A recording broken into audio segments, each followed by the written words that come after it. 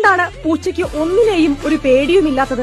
സിംഹവും കടുവയും പുലിയുമെല്ലാം ഉൾപ്പെട്ട ക്യാറ്റ് ഫാമിലിയിലെ അംഗമാണല്ലോ പൂച്ചയും.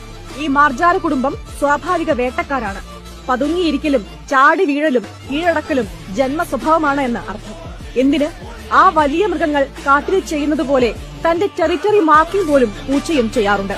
കണ്ടിട്ടില്ലേ?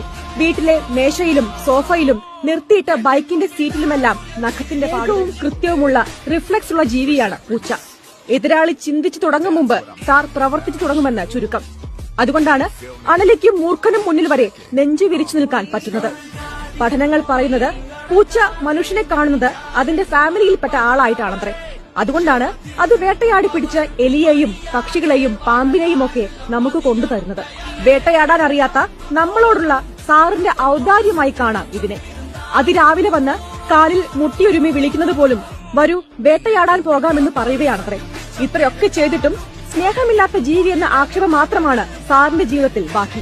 പൂച്ച സാറിന്റെ ഈ ധൈര്യത്തെ ട്രോളുന്നവരുമുണ്ട് കേട്ടോ. പേടിക്കാൻ മിനിമം ബുദ്ധി വേണമെന്നും അതുപോലും ഇല്ലാത്തതുകൊണ്ടാണ് ഈ ധൈര്യമെന്നുമാണ് ശത്രുക്കളുടെ ആരോപണം.